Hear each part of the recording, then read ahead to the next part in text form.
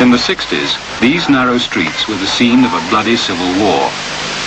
20 years after India gained her independence, Britain was trapped in a war over a colony she had already promised to leave.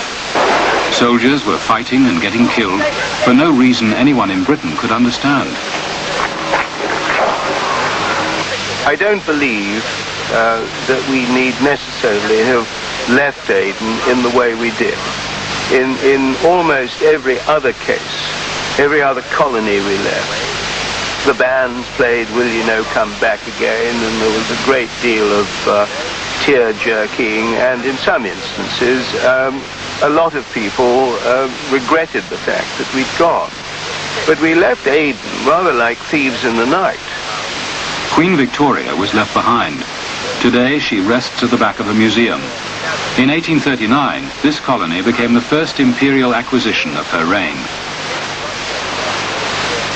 Aden was a fishing village when Captain Haynes of the Indian Navy landed here and defeated the local sultan. This superb natural harbour was at first thought vital to safeguard the route to India. After the opening of the Suez Canal in 1869, Aden started to prosper. Aden was at the centre of the British colonial trading system. Ships stopped here for fuel en route between Europe and India, the Far East and Australia. It was still a loyal imperial outpost in 1953, when the newly crowned Queen Elizabeth paid a visit on her world tour. Soon after coming ashore, the Queen took the salute and marched past. The bearing and discipline of every unit parading on this proud occasion was most impressive. The Arab people, many children among them, were obviously eager to catch a glimpse of the Queen as she presently drove off towards the RAF hospital. The Queen's visit really was quite astonishing. I'd never expected to see such popular jubilation and all the rest of it. There was some dancing in the streets and singing, and there was not a voice raised in opposition at all. In the 50s, Aden became the busiest harbour in the world after New York. And in 1954, BP opened a huge new refinery to process oil from the Gulf.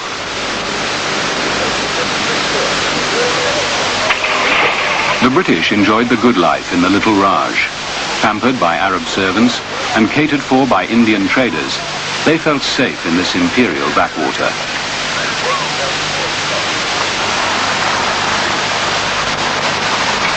Throughout the 1950s, as the empire was being dismantled, Aden's economy boomed. It was a duty-free mecca for the thousands of tourists off the ocean liners. Jackson, watch it. Hello. Again, please. Lost in time, British rule went on in the old colonial style, as if nothing had happened.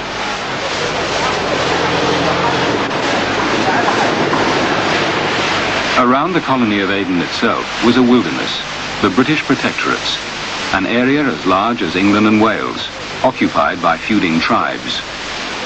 When Britain grabbed Aden, she had no interest in these lawless territories other than as a defensive zone.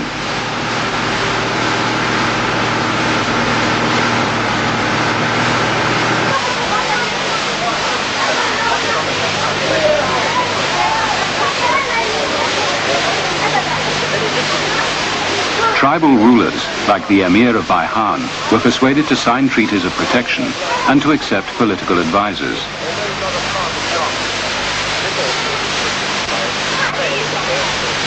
The few Britons who entered this medieval world could do little to change it. I was coming down from up country and I stopped in a village. I heard a clanking noise at my feet. And I looked around and I saw a kind of drill in the ground below. And I could hear somebody moving about and clanking. And I asked who it was, and they were all very evasive, the sheikh in particular. So I said, get this chap out. And they brought him out, and he had a beard down to his waist, and he's dressed in rags and emaciated to a degree. And I asked how long he'd been there, and nobody could remember. And apparently he'd been locked away years before, and there he'd been left. So I told, and he was shackled, hands and foot, and I told them to knock the shackles off and let the fellow go free. I thought he'd thank me for the good deed, but far from it. He complained that from now on nobody would give him any food.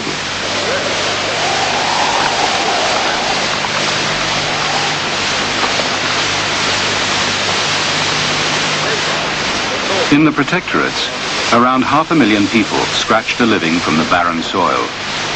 Unlike their neighbors in Saudi Arabia, the tribal rulers had no oil and practically no other source of income. Britain bought them as allies with a few rifles and a little money. This then is the Aden Protectorate.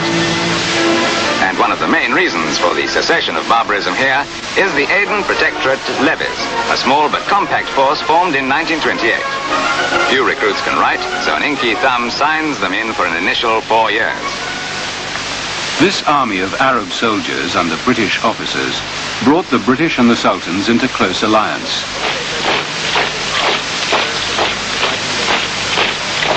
The colonial power also employed a more modern system. What happened was that if you had a tribe that was causing trouble, you got hold of its sheikhs and you said, well, you either do as you're told and hand in hostages to answer for your good behavior, or we're going to come and bomb you. And you gave them time to clear out of their villages or houses and get their flocks and herds out of the way, and then you went off and dropped bombs, small bombs on the whole. And it was a remarkably efficacious and cheap way of maintaining law and order in otherwise unget-at-able areas. Until the 1950s, air policing subdued the warring tribesmen. But even this remote corner was about to be transformed by the nationalist revolution sweeping through the Arab world. The tribesmen were radicalized by a new voice from Cairo.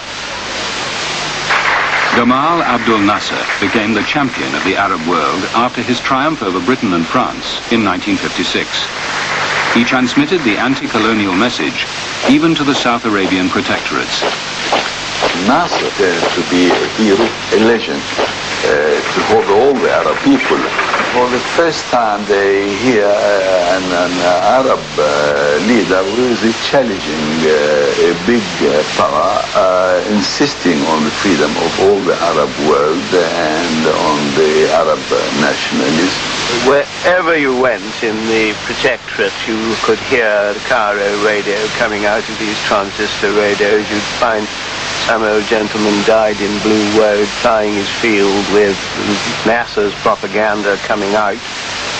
And it was almost impossible to counter. It was, after all, calling for freedom from foreigners. I didn't believe that our propaganda, such as it was the slightest bit of use. Cairo radio denounced the Sultans with their British arms as enemies of the Arab Revolution. The Sultans were so worried by this propaganda that they took up a British plan to form a federation for their defense.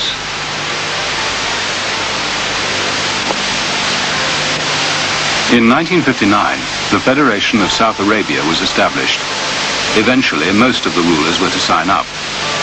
Britain built a white hall in the sand and palaces for the Sultans. In the new federal capital, the rulers performed a charade of parliamentary government.